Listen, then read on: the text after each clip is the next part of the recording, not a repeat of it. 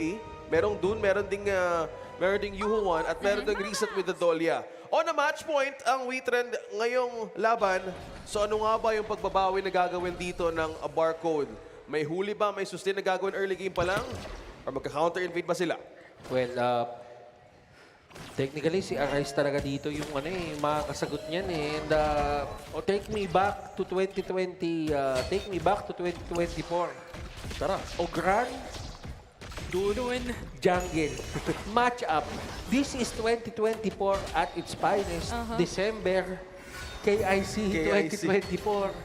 Which is yung KIC 2025 dito sa Pilipinas. Pero balik muna tayo sa KIC 2024. 1 year ago no? Ito yung mga tanky sustain na meta. hindi na pinipili yung mga no? High damage dulas assassin na Ang tanong din dyan sino ba nung papakanta ng minumulto mamaya? Ay.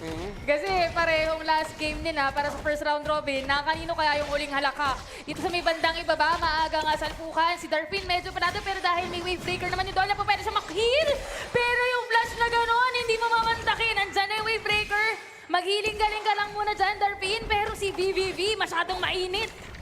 May ampas, TV pa siya to. Ano mo yun yung gusto kong makita dito sa totoo lang?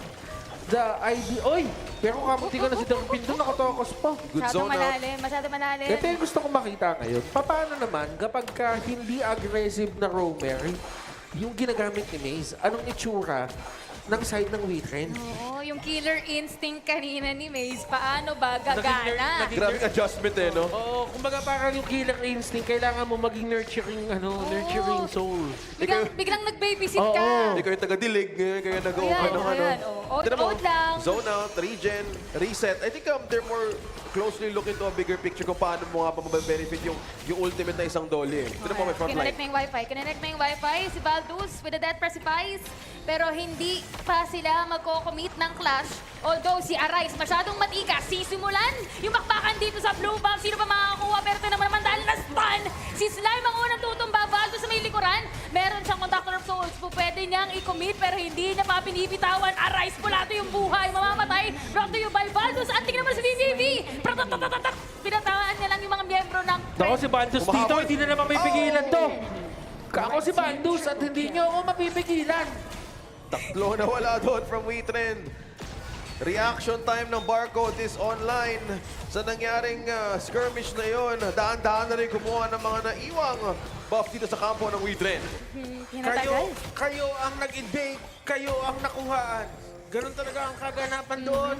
And that is something na kailangan ayusin ng WeTrend.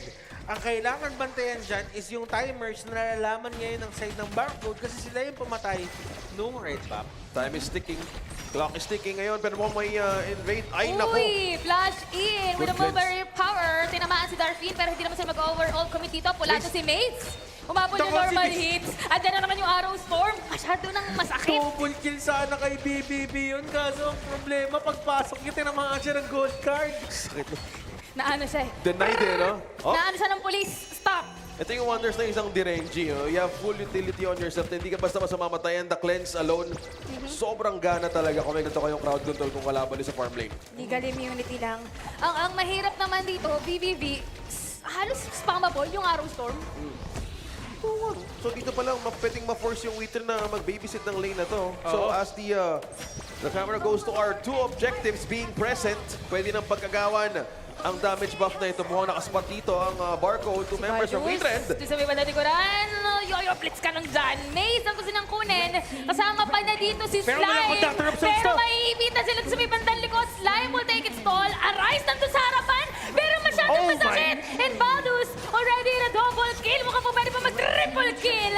Kinuha niya na nga dito at unti-unti nag-audition yung mga miyembro ng WeTrend. Quadruple kill! Hahabulin pa ba si Syndicate? Sabi nila, teka muna. Sabi ni Baldus dito, kababayan, bigay mo na yung pentakill. Parehong Thailand eh. Wala pang 5 minutes, may 4 na kaagad. At merong objective na makuha ang Barcode, an early start of domination from Barcode. Compared to game number 1. Has been defeated. Oh my God. Baldus binigyan ng quadra. Kanina may triple, binigyan ng quadra. Pagka na-takedown siya dito, syempre matutuwa ang mga members ng side ng WeTrend kasi nga naman ang taas ng rubber band niyan. Kumbaga yung gold, yung bounty na pwede mo makuha sa kanya. But on the side ng Barcode, they would be aiming to go for more. Hindi pa rin nila napipigilan dito si Valdez. Kaya, tingnan mo, ganyan lang. Oh. Kanina medyo hesitant siya pumasok. Pero ngayon yung hati, well, magsaslide ako dyan sa harapan nyo. On the other hand, WeTrend, ano ba yung kinakailangan nilang gawin? Paano ba nila mapipigilan itong Ogran? Uy, napasok pa si Arise! Napasok pa yung angkla! Kailangan mo umalis! Bal! Alis mo na. Bal! Kailangan mo Alis mo tumakas, na. Bal! Teka lang. Bal! Bal! Teka lang, time check. Oh, Okay ano na, libre? Kap. Temp check lang si Ano Bal. libre? Temp check lang si Bal. Check muna kung mainit or malamig. Teka, kalma lang muna. 7-3 Select scoreline. lang. Sumobra yung angkla ni Arise. Napawait a minute siya eh. Oo, umabot. Gusto niya pumikap, biglang napa-invade. Naging iba yung direction eh, no? Pero buti naka-adapt ka agad doon ng WeTrend. Parang pasig ulit. O, Mid silip-silip lane lang. ulit lang, pwede maging Silip-silip point of lang. pressure. Dahan-dahan lang muna, silip ata si Arise. May knock-up. Hindi naman tumawa yung Wilbury Power na meron si Slime dito, pero yung spam na ginagawa ni VVV and the other members of BRCD ay hindi na napipigilan. Syndicate, ang ganda ng Sa may pwesto sana. bandang likuran, si Syndicate naghahanap ng clash pero hindi naman siya mapagbibigyan. Slime, lilipad lang, mag-glide si Arise Pulado. Pwede siya mapagbigyan dito, pero tingnan mo naman yung ginawa ni Cristo. With a Sacred Tree Blessing, pinagtatatagaan niya dito si Arise. Napakaganda ng pwesto doon ni Chris. So, nandun lang siya, nagsusona na doon siya ng mga members sa Death Rush na yun. Tapos, what were the odds na dadaan doon kaagad si Arise on the low HP? Doon na kaagad. Na-knockout niya, boss. Kahit hindi dami si VVV! nag-flash Oy! in. Syndicate taking down VVV and ending sorrow mula kay Aaron. No casualty. Apart from Arise kanina, at magpupulasan na muna ang Barcode. Alam niyo, Arise dito, hindi nag-workout para sa kanya etong dun. And it's not because na hindi siya marunong. It's just because hindi talaga pumapanig sa kanila yung mga team fight. Eh. Ang daming kumipit sa kanya. Eh. Kumbaga yung mga damage na yung mga damage na naglilinger. Yung si Yato, meron. Si Slime, meron. Ang daming pwedeng mag-takedown sa kanya at hindi kinakaya ni Arise. Yung mga pintig na shield ni Arise, hindi kayang i-compensate yung damage output. Hindi nakakahabol. Dumarating sa point na hindi niya na mga tangke yung ginagawa ni Baldus. Nababalibag na siya. With that being said, Butters, kailangan muna kumuha ng oras ngayon ng WeTrend para mabawi yung mga nangyari early game pa lang on the early quadra kill. Kaya nakikita natin ngayon ng WeTrend na dahan-dahan naghahanap ng magandang avenue to clear up.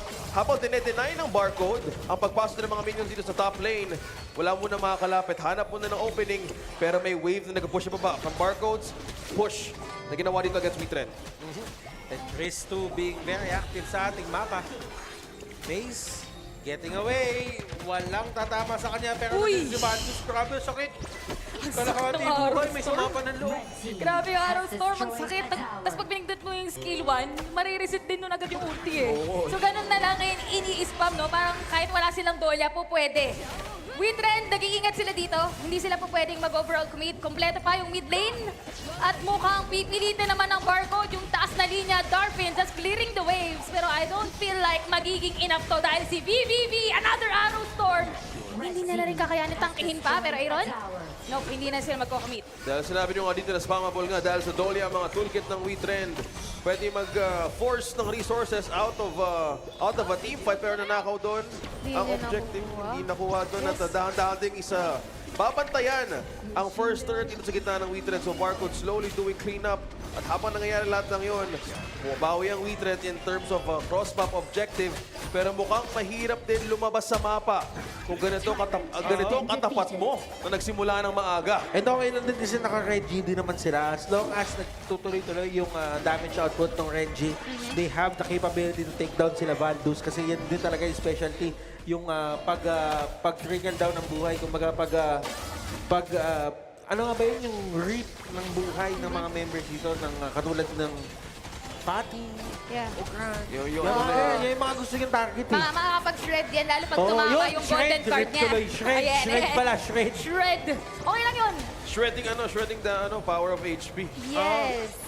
Tinan mo, iba yung naging confidence ngayon ng Bigyan ng red card. Barcode. Iba ang naging simula ngayon. Ito, this is a different Barcode. Slowly moving with the adjustments kung ano yung pinagkukulan nila from game number 1. Now they're leading the gold, Baldus and Cristo. Si Syndicate ngayon ang naghahanap ng magandang paraan para ma-translate yung gold lead na to for his team. Oo, and Syndicate, siya yung talagang hahanap dito eh. Siya yung hahanap ng way para mahuli niya sila Yato. And si Yato lang naman din kasi, lagi naman din nakatingin yan kay Slime kung paano siya mag-set up. Uy. Pero ngayon, si Arise talaga pumasok siya dito. Gusto talaga nila lumaban. Si Baldus! Si Baldus! Pati na lang yung pangalan dito, inabot pa! Si Syndicate, yung sinasabi nyo, kinakailangan makaharap ng butas at nagtahi ng karayom dun sa may bandang likuran. Nag-Chronic Stitch! Triple kill para sa Witrend at yung Torre. Isama mo na. Si Slime na lang yung natitira at mukhang another tower takedown ang gagawin ng Witrend. Tinuruan siya ni ate mo, Chantel, mag-crochet. Ay, Tin-crochet niya, isa-isa yung mga member ng side ng barcode. grabe. Talagang tinahi nila ang comeback at pagkakataon na hindi makareact doon kaagad ng barcode. Dalawang Torre ang nakuha dito. 2 enhanced objective ay present. Pero balikan natin yung replay muna sa Ayan o si Baldus, mabubuhay na eh. Kaso biglang tumalon si Syndicate, sabi ni Syndicate dito, ako bahala guys, pero in English. It's on me, guys. Tama ba yung No, parang- Oh, don't worry, I got your back. Parang teacher racing, I got your back. Count on me, I got you. 1, 2, 3. We trend. Ngayon ay nakuha ng Naghatil magandang pala, buff. no? Oh, di ba? Sumigaw bigla din eh. 1, 2, 3, we are third. Gumano siya eh, yun kasi yung check nila eh. Ano may sigaw nila? Yun yung sigaw We are nila. third. We are trend, we are Oh, trend. we are third. Ano ba Kala yan? we are third eh. Ano ba yan, Beam? We are third. Gusto nila nga maging champion eh. Ba't nila sabihin, we are third. Grabe ka naman. As of the moment kasi, kayo naman eh. Eto na, dahil si Arise na yung pinaghihinitan nila, may Arrow Storm, may knock-up. Huli, ang dami. Ni-reset ulit yung unruly break ni Arise dito. Napalapit. Pinapalapit. Si Darby, nagtulak lang naman ng mga minions. Pero tingnan nyo si Baldus sa may bandang tukuran. Pwede siyang mag-set up, napigilan.